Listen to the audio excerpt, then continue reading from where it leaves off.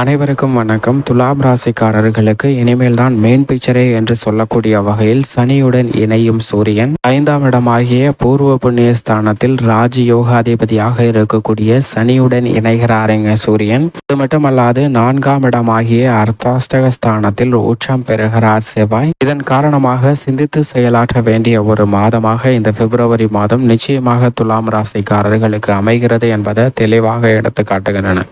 இனிமேல் தான் மெயின் பிக்சரே என்று சொல்லக்கூடிய வகையில் உச்சம் பெறும் செவ்வாய், சனியுடன் இணையும் சூரியன், உச்சம் பெற்ற செவ்வாயுடன் இணைந்து சஞ்சரிக்கும் சுக்கிரன், புதன் உள்ளிட்ட பல கிரகநிலைகளில் ஏற்படக்கூடிய மாறுதல் மிக பெரிய மாற்றத்திற்கு பிப்ரவரி மாதத்தில் ஏற்படுத்துகிறது. எனவே சிந்தித்து செயலாற்ற வேண்டிய ஒரு தருணமாக இந்த தருணம் பார்க்கப்படுகிறது. ஏனென்றால் பொதுவாகவே பகை கிரகமாக இருக்கக்கூடிய சூரியனும் சனியும் இணைந்து சஞ்சரிப்பது அவ்வளவு சிறப்பான நன்மை தரக்கூடிய அமைப்பாக பார்க்க முடியாது. இருந்தாலும் ஆட்சி பலம் பெற்ற சனியுடன் இணைந்து சஞ்சரிக்கக்கூடிய சூரியனால் பெரிய அளவிற்கு மாற்றத்தை தர இயலாத ஒரு தருணமாக தான் பார்க்கப்படுகிறது. ஏனென்றால் சனியின் கையானது ஓங்கி இருக்கிறது, அவர் ஆட்சி பலம் பெற்றிருக்கிறார். எனவேதான் இந்த பிப்ரவரி மாதத்தின் பிற்பகுதியில் சற்று சிந்தித்து செயலாற்ற வேண்டிய ஒரு தருணமாக அமைய போகிறது என்பதை தெளிவாக எடுத்து காட்டுகிறாருங்க. ஏனென்றால் சூரியன் பிப்ரவரி மாதத்தில் முற்பகுதியில் மகர ராசியிலும் பிற்பகுதியில் சனியுடன்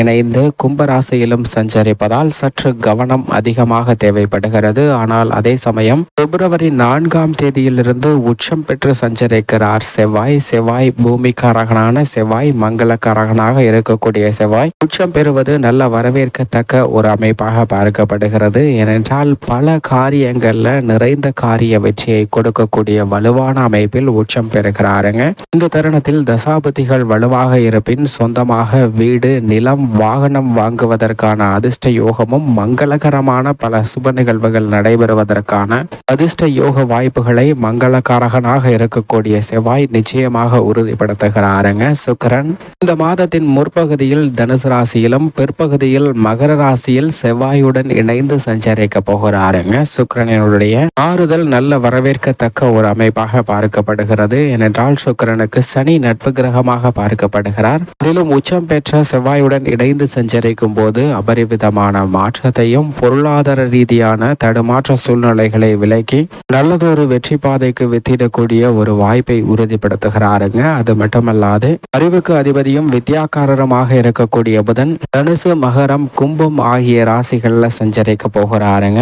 வித்யாக்காரர்களாக இருக்கக்கூடிய புதனின் இந்த மாறுதல் மிகப்பெரிய மாற்றத்திற்கும் சில நேரங்களில் சின்ன சின்ன தடுமாற்றத்திற்கும் ஏற்படுத்துவதற்கான வாய்ப்பு இருக்கிறது. புதனின் அமைப்பு காரணமாக சற்று கவனம் அதிகமாக தேவை. சந்திரனின் அமைப்பை பொறுத்த வரைக்கும் அஷ்டமத்தில் சஞ்சரிக்கும் போது மட்டும் சற்று கூடுதல் கவனத்துடன் இருக்க வேண்டும் என்பதை உறுதிப்படுத்துகிறாருங்க. ஏனென்றால் இந்த மாதமானது மிக முக்கியமானதாகவும் மகத்துவமாக நிறைந்த ஒரு மாதமாகவும் பார்க்கப்படுகிறது. சனியுடன் இணையக்கூடிய சூரியனின் அமைப்பு காரணமாக உதாரணமாக ஒரு மாங்கனியை சுவைக்க வேண்டும் என்றால் ஒரு மாமரத்தில் பூ பூர்த்ததற்கு பிறகு அது பிஞ்சாக மாறும். அந்த பிஞ்சு பருவத்தில் அந்த மாங்கனியை சுவைக்க முற்பட்டால் கசப்பு தான் நமக்கு ஏற்படுமே தவிர அதனின் சுவையை உணர்ந்து கொள்ள முடியாது. ஆனால் அதே சமயம் சிறிது காலம் காத்திருந்தால் அது தனியாக மாறுவதற்கு முன்னதாக மாங்காயாக மாறுங்க. அந்த மாங்காயாக இருக்கும் போது அதை சுவைக்க முயற்பட்டால் புளிப்புடன் சேர்ந்த இனிப்பு சுவையும் கொடுக்கக்கூடிய ஒன்றாக இருக்கும். அதுவும் வாழ்வில் நல்ல பலனை விரும்பத்தக்க நிகழ்வுகளையும் ஏற்படுத்துங்க. ஆனால் அதே சமயம்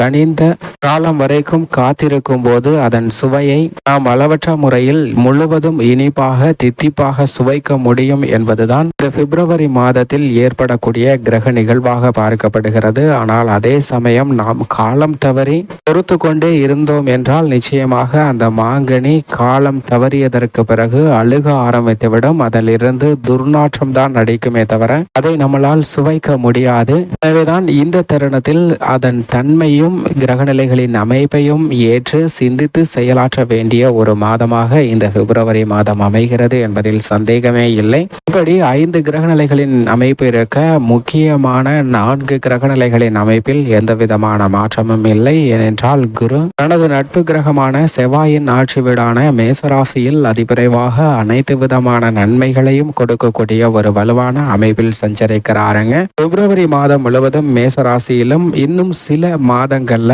அவர் ரிஷபராசிக்கு மாற இருக்கிறார். எனவே கடைசி தருணமாக குரு அவரது நட்பு வீடான மேசராசியில் சஞ்சரிக்கும் போது பல நன்மைகள் நிச்சயமாக கொடுப்பாருங்க. அவருடைய சஞ்சார அமைப்பு நிறைவடையக்கூடிய இந்த தருணத்துல பல்வேறு விதமான மாற்றங்களை நிச்சயமாக சந்திப்பதற்கான வாய்ப்பை ஏற்படுத்துகிறார். குருவின் சுப பார்வையும் அபரிவிதமான வாய்ப்புகளை வாழ்க்கையில் ஏற்படுத்தி கொடுக்கக்கூடிய ஒரு தருணமாக பிப்ரவரி மாதம் அமைவதற்கான வாய்ப்பை நிச்சயமாக உறுதிப்படுத்துகிறது. அது மட்டுமல்லாது சனி ஆட்சி பலம் பெற்று சஞ்சரிக்கிறாருங்க. தனது சொந்த ராசியான கும்பராசியில் ஆட்சி பலம் பெற்றிருக்கக்கூடிய சனியின் அமைப்பு காரணமாக அனைத்து விதமான காரியங்களிலும் நன்மை நிறைந்து கிடைக்குமே தவிர பின்னடைவு எதுவும் இல்லை.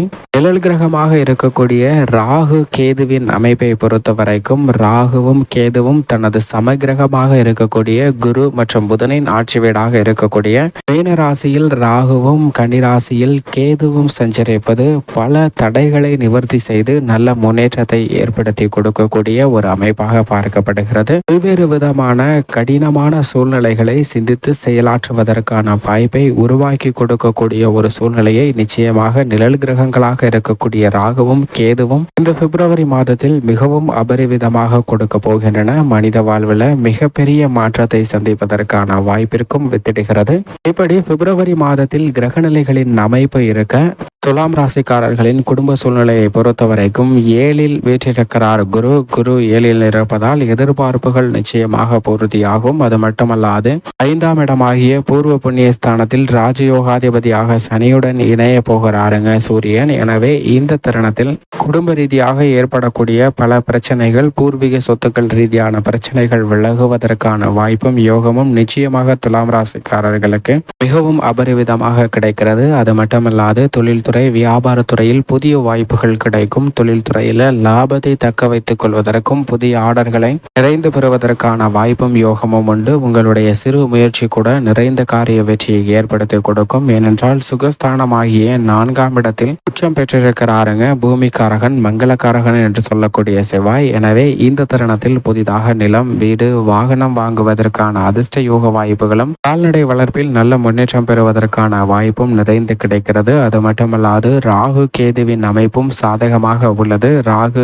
6ல் இருப்பது அமோகமான மாற்றத்தை ஏற்படுத்தி கொடுக்கிறதுங்க. விரய கேதுவால் சில விரயங்கள் ஏற்பட்டாலும் அவை சுப விரயங்களாக மாறும். நீங்கள் எதிர்பார்க்கக்கூடிய நல்ல பல இனிமையான நிகழ்வுகளை சந்திப்பதற்கான வாய்ப்பும் யோகமும் கிடைக்கிறது என்பதில் சந்தேகமே இல்லை. ராசியின் அதிபதியான சுக்கிரன் 3 மற்றும் 4ஆம் இடத்தில் சஞ்சரிக்க போகிறாருங்க. உச்சம் பெற்ற செவ்வாயுடன் இணைந்து சஞ்சரிக்கக்கூடிய ராசியின் அதிபதியின் அமைப்பு காரணமாக புதிய வாய்ப்புகள் நிறைந்து கிடைக்கும். பெண்மணிகளை பொறுத்தவரைக்கும் சுகஸ்தானத்திற்கு ராசியின் அதிபதி வருவது மிக சிறந்த நல்ல ஒரு தருணமாக பார்க்கப்படுகிறது. எனவே சிந்தித்து செயலாற்றினால் நிச்சயமாக நிறைந்த பலனை பெறுவதற்கான வாய்ப்பும் யோகமும் கிடைக்கிறது. பல்வேறு விதமான தருணங்கள்ல தடைகள் நீங்கி முன்னேற்றம் பெருகும். மேலும் சாதகமாக மாற்றிக்கொள்ள துலாம் ராசிக்காரர்கள் நிச்சயமாக வாரத்தில் வியாழக்கிழமை விரதமிருந்து அருகாமையில் உள்ள விநாயக பெருமாள் ஆலயம் சென்று தீபமேற்றி வழிபாடு செய்யுங்கள். நிறைந்த நன்மையும் முன்னேற்றமும் தங்களுடைய வாழ்வில் இனிதாக கிடைக்கும்.